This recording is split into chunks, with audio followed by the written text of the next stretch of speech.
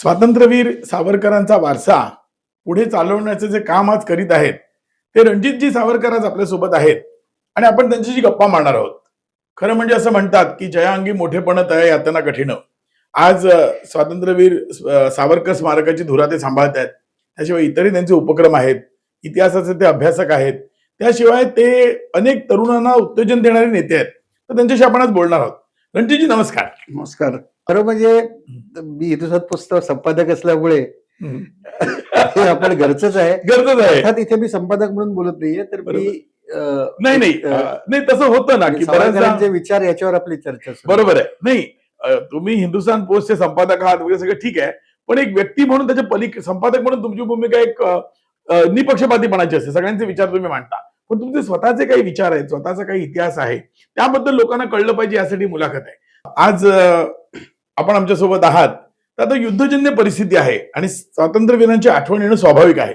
तर सर्वात प्रथम मला तुम्हाला हे विचारायचं आहे की आताची जी परिस्थिती आहे या परिस्थितीमध्ये तुमचे उपक्रम सुरूच आहेत. म्हणजे बॉक्सिंग म्हणा, तरुणांना एअरगनचं प्रशिक्षण देणं म्हणा. तर या संदर्भात तुमच्या उपक्रमाबद्दल पहिल्यांदा काहीतरी सांगा की सावरकर स्मारकांच्या उपक्रमातून तुम्ही तरुणांपर्यंत कसे जाताय? बघा, युद्धजन्य परिस्थिती तुम्ही जे म्हटलं की जे सावरकर आधीपासून सांगत होते ती आज आपण परिस्थिती बघतोय.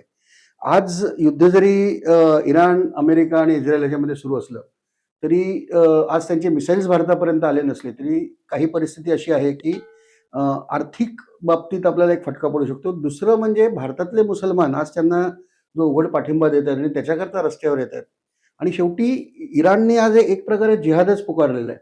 त्यामुळे आज इराणमध्ये जी परिस्थिती ती भारतात येऊ शकते आणि हे बघून सावरकरांनी आधीच सैनिकीकरणाचं धोरण तेव्हा सांगितलं होतं की त्यांनी एक साहित्य समाजाचे अध्यक्ष असताना त्यांनी लिहिलं की मला सुनीत म्हणजे सॉनेट लिहिणारा एकही कवी नाही निघाला तर चालेल पुढच्या वर्षात, पण संगिनीच्या तालावर संचलन करणारा मला तरुण रस्त्या रस्त्यात हिंदू तरुणांनी संचलन केलं पाहिजे. हे ह्याच्याकरता की तुम्ही जर शस्त्र शिक्षण घेतलं, तुम्ही सैनिकी शिक्षण घेतलं तर तुमचा आत्मविश्वास वाढतो आणि वेळ प्रसंगी जेव्हा देशात संकटाची परिस्थिती येते तेव्हा तुम्ही त्याला तोंड देऊ शकता. पण दुर्दैवाने समाजाने त्यांचं ऐकलं नाही आणि म्हणून 1947 साली भारताची जेव्हा फाळणी झाली तेव्हा बेसावध हिंदू समाजाची मोठ्या प्रमाणात कत्तल झाली. आणि तुम्हाला आकडेवारी सांगतो की 47 पासून आजपर्यंत बांगलादेश आणि पाकिस्तानमध्ये सुमारे 7 कोटी हिंदू आज मेलेत. आणि यातले दुर्दैवाने आज सगळं हे जे सगळं करतात की दलित आणि महादलित आणि यांच्यावर जे बोलतात ते याबाबत गप्प आहेत. कारण हे जे सगळे 7 कोटी जे मेले किंवा गायब झाले पृथ्वीवरनं हे मुख्यतः रस्ते साफसफाई करणारे किंवा दलित कुटुंबातले लोक होते. त्यांना कोणी वाली नाहीये. तर ह्यासाठी अशी परिस्थिती पुन्हा येऊ नये यासाठी समाजाने शस्त्रसिद्ध व्हायला पाहिजे, शिक्षण घेतलं पाहिजे. आणि म्हणूनच आम्ही सावरकर स्मारकाकडनं स्वसंरक्षण वर्ग घेतो, रायफल शूटिंग वर्ग घेतो, आर्चरी वर्ग घेतो, मुष्टियुद्ध आहे, त्याच्यामध्ये कराटे आहे, तायक्वांडो आहे, असे अनेक प्रकाराचं म्हणजे आमचे इतरही वर्ग आहेत. सांस्कृतिक त्याच्यासाठी वर्ग आहेत की गाण्याचे वर्ग आहेत, नाट्यकला आहे, सगळं आहे. कारण एक तुम्हाला प्रचारासाठी सांस्कृतिक माध्यम जे सावरकरांनी वापरलं, त्यांनी कविता, पोवाडे, अगदी त्यांनी एक लावणी पडलेली समाज प्रबोधनासाठी, त्यामुळे ते पाहिजे. आणि जेव्हा तुम्हाला एक वैचारिक प्रसारासाठी हवं आणि दुसरं तरुणांना सक्षम करणं, तरुण म्हणजे तरुणी आल्या. आणि मला वाटतं आज आपण जर बघितलं तर तरुणींनी आज जास्त ह्या आक्रमक तुम्हाला दिसत आहेत. सैन्य बदलामध्ये जर तुम्ही आत्ताचं संचलन बघितलं असेल दिल्लीतलं, बरोबर. नाही तसं रणरागिणी आपल्यात आहेत. आणि मी तुमच्याबद्दल सांगायचं म्हटलं तर पाहिलेलं आहे की वकिलांचं सुद्धा तुम्ही संघटन करायला सुरुवात केली आहे. म्हणजे काही वकील सुद्धा येत आहेत, आपण बैठकही घेणार आहात. तर या संदर्भामध्ये या संघटनामध्ये तुम्ही आता एअर रायफलनी शिकवताय. म्हणजे एका प्रकारे लोकांना सुसज्ज करण्याचा विचार आहे की ज्या वेळेला युद्ध होईल किंवा काही मारामारी झाली तर लोकांनी तयार असलं पाहिजे. शेवटी सरकार आहे, सरकारचे पोलीस आहेत, सगळं ठीक आहे, पण स्वसंरक्षणासारखं काही नाही. तर या संदर्भात मला तुम्हाला असं विचारायचं आहे की स्वातंत्र्यवीर सावरकरांनी ज्या वेळेला हे सगळे विचार सांगितले आणि कधी त्या माणसाकडे सत्ता कधीच आली नाही, परंतु आज त्यांच्या प्रेमात पडलेला जो युवा वर्ग आहे तो आज तुमच्याकडे आशेने पाहतोय. कारण इथून तुम्ही ही सगळ्या ज्या ऍक्टिव्हिटी तुम्ही करता आहात आणि आम्ही पाहतो की नेहमी इथे आल्यानंतर कित्येक तरुण इथं असतात, आई वडील मुलांना घेऊन आलेले असतात, काही पदकं मिळाली तुमच्या विद्यार्थ्यांना. त्याबद्दलही थोडंसं सांगा की यांचा प्रतिसाद कसा काय, म्हणजे युवा पिढी येते आहे तर तुम्हाला याच्यामध्ये काही आशेचा किरण दिसतो का? दोन प्रकारचे मला युवा पिढीत दिसतात की आता आमच्याकडे जे येतात किंवा माझे एक महाराष्ट्र मिलिटरी स्कूल म्हणून शाळा आहे त्याच्यामध्ये येतात, तर ते पण रील्स बिल्स त्यांचं सगळं चालू असतं. पण एकदा ते शाळेत यायला लागले, आता आमच्या शाळेमध्ये मोबाईलला बंदी आहे, निवासी शाळा आहे, तर तो मुलगा खेळात आणि एकदा आणि तिथे पण हे सगळे ज्याला आपण मार्शल स्पोर्ट्स म्हणतो, सैनिकी खेळ, त्याच्यामध्ये पुन्हा बॉक्सिंग आलं, कराटे आलं, धनुर्विद्या आली, फेन्सिंग आलं, मग तलवारबाजी आली, शूटिंग आहे आणि हॉकी आहे. तर अशा अनेक खेळ एकदा ते मैदानावर उतरले की त्यांचं हे सुटतं सगळं. मुंबईत दुर्दैवाने त्यांना ह्या सोयी उपलब्ध नाही आहेत. पण आमच्याकडे एकदा ती मुलं आली आणि कुठल्याही उपक्रमाकडे देऊ द्या, इथे इतके उपक्रम आहेत, जवळपास 13-14 प्रकारचे उपक्रम आहेत. त्यांना हा नाही तर तो, पण त्या मुलं त्या मोबाईलच्या जाळ्यातनं बाहेर पडतात. आणि हे पडणं आवश्यक आहे, कारण आज हा जो हिंदू विरोधी प्रचार सुरू आहे, राष्ट्रविरोधी प्रचार सुरू आहे. म्हणजे तुम्ही कालच बघितलं असेल की गॅसची कमी कमी म्हणून ते 11 सालच्या व्हिडिओज दाखवले आणि लोक त्याला बळी पडतात. मी एक शो बघितला तेव्हा जवळपास 250 तिथे तरुण विद्यार्थी होते, त्यापैकी त्याच्यात अर्धे होते. काहींचं म्हणणं गॅसची आहे, पण जेव्हा त्यांनी एकाने विचारलं की कोणाच्या घरी गॅस नाहीये, तर कोणी त्याला हात वर केला नाही. सगळ्यांच्या घरी गॅस आहे, पण गॅस नाही हे म्हणजे हा जो प्रचार आहे, शासन दुर्बल करणं हे तुमच्या शत्रूचं पहिलं काम आहे. चाणक्यांनी हे पहिलं सांगितलेलं आहे की तुम्ही त्याच्यावर प्रत्यक्ष आक्रमण करण्याच्या आधी त्याची शासन व्यवस्था पोखरा आणि त्याच्यासाठी खोटे म्हणजे आजच्या ह्याच्यात खोटे मिथ्य तयार करा तुम्ही, मिथक, आणि ती मिथकं पसरवा सगळी. म्हणजे तुम्ही जे आता हे सांगताय याच्यामध्ये मग हे गांधीवाद वगैरे आपण देशाने स्वीकारलेला आहे, तुम्हाला असं नाही वाटत की सरकार पाहून घेईल गांधीवादी विचार स्वीकारलेला आहे, शांततेचा मार्ग आहे, तर तुमचं याच्याबद्दल काय मत आहे की गांधीवाद स्वीकारणं सगळ्यात खोटं आहे. मी गांधीवादी म्हणणं ही फॅशन झालेली आजची. म्हणजे आजकाल आता साधा पेन असतो, मग तो पण एक 50,000चा पेन, मग तो मी इथे लावायचा, याच्यावरून माझी किंमत. असं गांधीवादाचा एक बिल्ला लावायचा, हे एक झालेलं आहे. कारण आज म्हणजे मी तुम्हाला सांगतो की गांधी हे जगातले सगळ्यात मोठे प्रसिद्धी तज्ज्ञ होते. कारण त्या काळामध्ये गांधी असे एकमेव नेते होते की ज्यांच्यावर 24 तास फोटोग्राफर असायचा. आणि मला कुठला दुसरा नेता दाखवा, नेहरूंकडे 24 तास फोटोग्राफर नव्हता. त्याच्यामुळे प्रसिद्धीचं तंत्र गांधींना त्यांना पूर्ण मिळालं होतं. ते असे वेडे नव्हते की अचानक त्यांनी ते कपडे काढले आणि पंचानन नेसायला लागले. पण मग त्याचं काय, ते म्हणाले की दे दी हमें आजादी बिना खडग बिना ढाल, मग त्यांनी मिळवली. हे मिथ्यक आहे ना, मला दाखवा ना. मी यादी देतो ना तुम्हाला. 1857 ची सुरुवात जर झाली तुम्ही म्हणा, कारण त्याच्या आधी मराठा राज्य होतं आणि साधारण 40-42 ला रणजित सिंगांचं शेवटचं गेलं. त्याच्यानंतर 1857 हे आपलं पहिलं स्वातंत्र्य समर झालं. बरोबर. त्याच्यामध्ये अक्षरशः लाखोंनी लोक मेलेले आहेत. बरोबर आहे. आणि ब्रिटिशही मारलेत आणि ब्रिटिशांच्या फौजाही मारलेले आहेत. आम्ही मेलोय, आम्ही बलिदान दिलंय आणि आम्ही मारलंय, आणि हेच पुढे परंपरेने चालत आलेलं आहे. म्हणजे तुम्हाला म्हणायचं की नॅरेटिव्ह होतं त्या एका प्रकारचं. शेवटी नाविकांनी बंड केलं, विमान दलात बंड झालं, सैन्यात बंडाची भूमिका आली. ब्रिटिशांचं सैन्य काही लाखात होतं आणि त्याच्या लक्षात आलं की आपण हे करू शकत नाही, आपल्याला पूर्ण मोठ्या संख्येने ब्रिटिश सैन्य मागवावं लागेल, की जे ब्रिटनचं कंबरड मोडलं होतं युद्धात. त्यांना आर्थिकदृष्ट्या शक्य नव्हतं, म्हणून त्यांनी तुम्हाला स्वातंत्र्य दिलं. पण ते देताना त्यांनी अशी काळजी घेतली की त्यांनी नेहरू, की जे त्यांच्या पूर्ण वर्चस्वात होते, त्यांना त्यांनी सत्तेवर बसवलं. आणि त्याच्यानंतर एक आजच्या शब्द सांगतो, फ्रँचायझी. मला माझं दुकान चालवणं जमत नाही ना, तर मी फ्रँचायझी देतो. फ्रँचायझी मध्ये काय, मला 10% माझं मिळणार आहे, बाकी दुकानाचा फायदा तोटा प्रसिद्धी तुम्ही बघायची.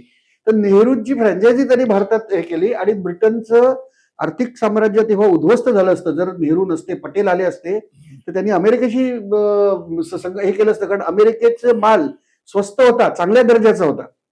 ब्रिटनचा अत्यंत वाईट दर्जाचा माल जास्त किमतीने आपण घेत राहिलो, म्हणून ब्रिटनचं आर्थिक शक्ती टिकून राहिली. नाही तर ब्रिटन तेव्हाच त्याचं दिवाळं निघालं असतं. तुमचं हे जे विधान आहे ना, हे कदाचित एका नव्या वादाला तोंड देईल. म्हणजे थोडक्यात तुम्ही अप्रत्यक्षपणे असं सुचवताय की गांधीवादामुळे स्वातंत्र्य मिळालं, हे पण एका प्रकारचं नॅरेटिव्ह आहे. म्हणजे त्या परिस्थितीमध्ये लोक लढले, मला सांगा की तुम्हाला तारीखच देतो मी. 1 जानेवारी 1930 त्याच्या आधी ठराव अधिवेशन चालू झालं 30 डिसेंबरला, 30 डिसेंबर 1930. त्याच्यात पहिला ठराव मांडला गेला. 1 जानेवारीला ठराव मान्य झाला. 1 जानेवारी 1930 संपूर्ण स्वातंत्र्य पहिल्यांदा. त्याच्यानंतर यांनी जे आंदोलन केलं ते 2-3 महिन्यात बंद पडलं. आणि त्या आंदोलनाच्या दरम्यान ते आंदोलन सुरू असताना भगतसिंगांना ब्रिटिश सरकारने फाशी दिल्यानंतर यांनी ते मागे घेतलं आणि यांनी अटी काय लावल्या, काँग्रेसच्या नेत्यांची सुटका व्हावी. तुम्ही बघा तो करार, गांधी आयर्लंड करार, अत्यंत बोगस करार आहे हा. बरोबर. ब्रिटिशांनी काँग्रेसवर कारवाई करायची नाही, काँग्रेसने आंदोलन मागे घ्यायचं, काँग्रेसच्या नेत्यांचे खटले मागे घ्यायचे.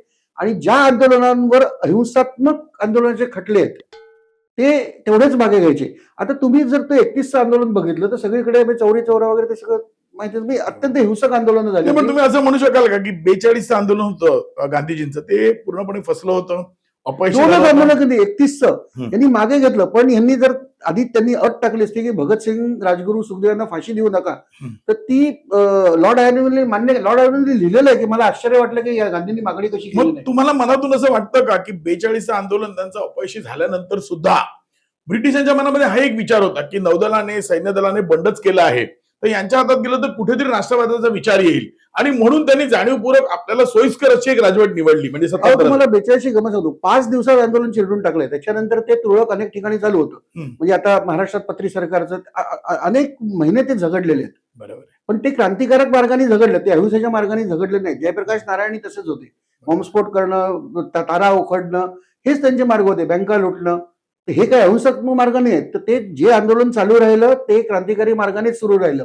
5 दिवस आंदोलन झालं ते क्रांतिकारक मार्गानेच झालं. बरोबर आहे. आणि गांधींनी करा किंवा मारा म्हटलं, पण गांधीजी स्वतः तर मेले नाहीयेत. बरोबर. त्याच्यानंतर गांधीजींनी उपास केला. बरोबर आहे. तो उपास करताना लॉर्ड वेवेलने लिहिलंय की ते ग्लुकोज घ्यायचे दिवसा. म्हणजे हे किती भंपकपणा आहे, किती लोकांना सांगायचं मी महात्मा आहे, आणि त्या महात्माच्या ब्रँडवर अख्खी काँग्रेस जगली. म्हणून त्याच्यानंतर नेहरूंनी तेवढ्यापुरतं वापरलं. पण त्याच्यानंतर सांगतो, जर 42चं आंदोलनाने स्वातंत्र्य मिळालं तर 47 साल का उजाडायला पाहिजे? बरोबर आहे. हे सगळे नेते तुरुंगात होते. तुरुंगातनं ज्यांना आधी गांधी बाहेर पडले, तुम्हाला सांगतो 26 जानेवारी जो आपला एक दिवस म्हणतो ना, हम्म. तो 26 जानेवारी 1930 हा काँग्रेसने पहिला स्वातंत्र्य दिन म्हणून पाळला होता. त्याच्यानंतर दरवर्षी 26 जानेवारीला यांचं आंदोलन व्हायची, तो स्वातंत्र्य दिन पाळला जायचा. ह्या वर्षी गांधींना जी सुटका झाली तर गांधींनी सांगितलं हा स्वातंत्र्य दिन पाळू नका, बरोबर आहे. करा किंवा मरा. हे आंदोलन आता हा स्वातंत्र्य दिन पण पाळायचं इथपर्यंत आलं. त्याच्यानंतर इतर नेत्यांची सुटका झाली. त्याच्यानंतर नेहरू वेवेलच्या मंत्रिमंडळात गेले. हे खोटं आहे सगळं की मध्यंतर मंत्रिमंडळ होतं, ते वेवेलच्या मंत्रिमंडळात परराष्ट्र मंत्री म्हणून गेले. त्यांनी शपथ घेतली तिथे की मी सम्राटाशी एकनिष्ठ राहील, मी ब्रिटिश साम्राज्याशी एकनिष्ठ राहील, मी सम्राटाचे वारस आणि वंशज यांच्याशी पण आयुष्यभर एकनिष्ठ राहील. मग आता प्रश्न असा येतो की काही जण आरोप करतात की फाळणी झाली ती स्वातंत्र्यवीर सावरकरांसारख्यांच्या तथाकथित अतिरेकी विचारांमुळे.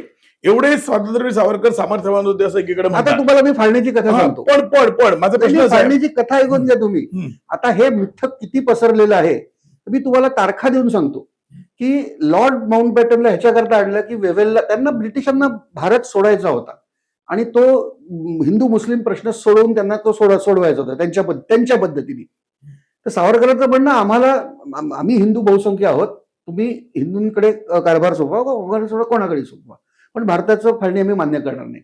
यंदा पाहिजे होती फाळणी जिनांना, कारण त्यांना माहित होतं की आपण 25-30% होतो, आपण लोकशाही मार्गाने पुन्हा जिंकून येऊ शकत नाही. काँग्रेसचं धोरण मधलं होतं. तर त्याच्याकरता माउंटबॅटननं आणलं.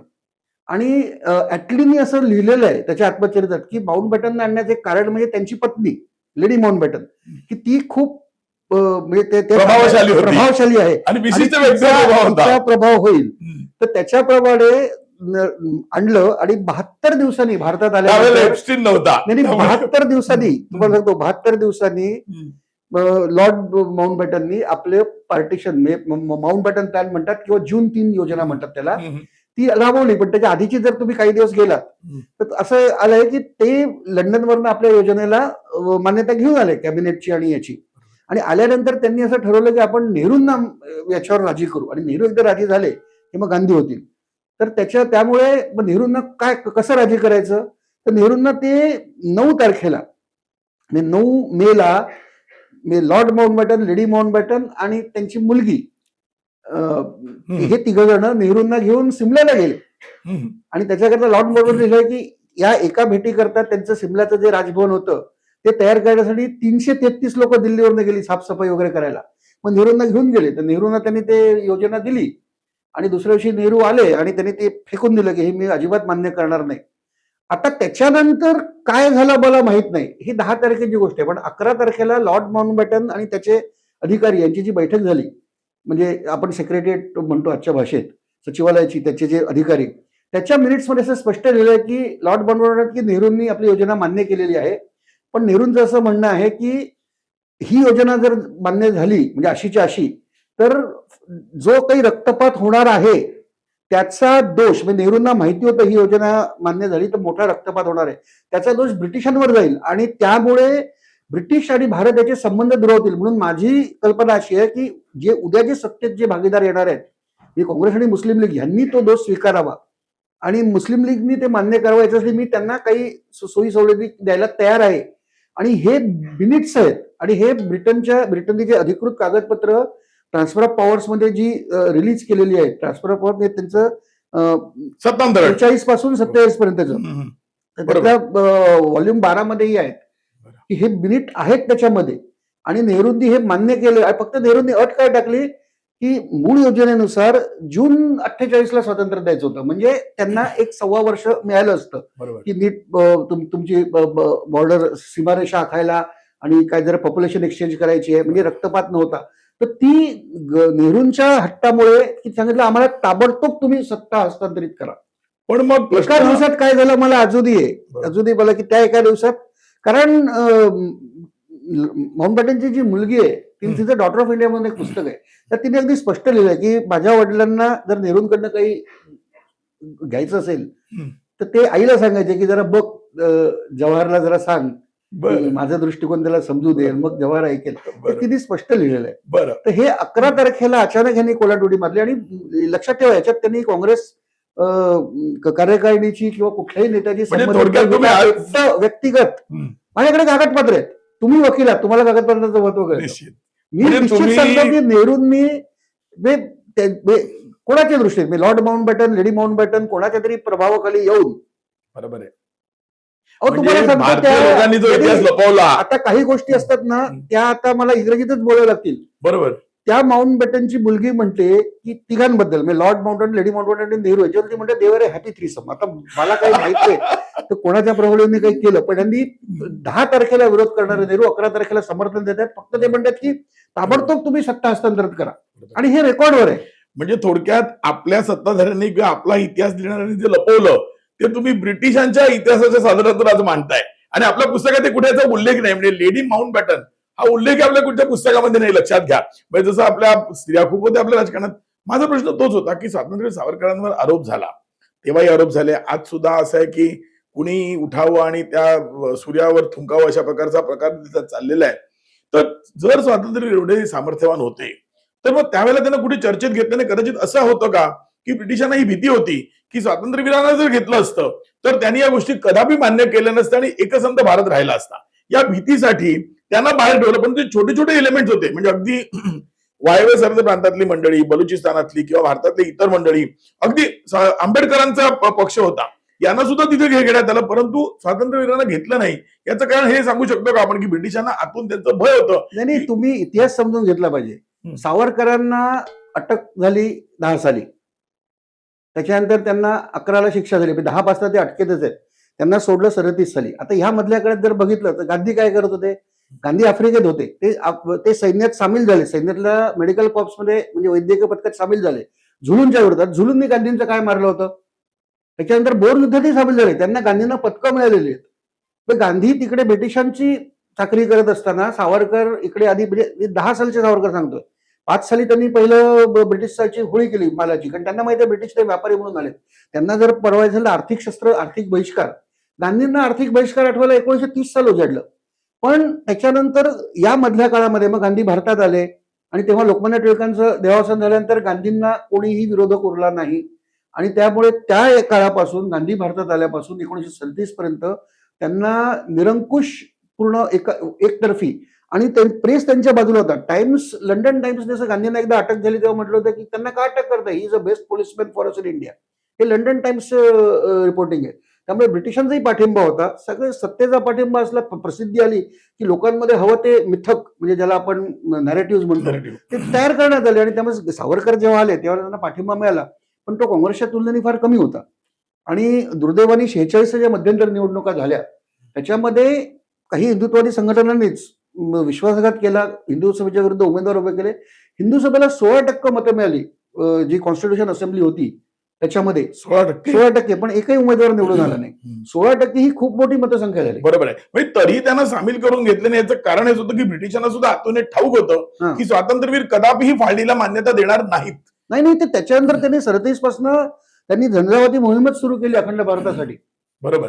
आता मला एक सांगा, हे जे तुम्ही गांधींबद्दल म्हणालात आणि काही ऐतिहासिक दाखले तुम्ही दिले ते झुलून विरुद्धच्या युद्धात वगैरे, मग ती जी प्रसिद्ध कथा आहे की गांधीजींना ट्रेन मधून बाहेर फेकून दिलं, मग त्याच्यामध्ये एक टाइम गॅप येते या गॅप बद्दल काय सांगाल? खरोखर प्रसंग आहे का? चुकलं, त्यांनी तक्रारी केल्या, पण त्याच्यानंतरही त्याच्यानंतर गांधींनी एक आंदोलन केलंय आफ्रिकेत. आणि मी अगदी जबाबदारीने बोलतो, माझ्याकडे सगळे कागदपत्र आहेत.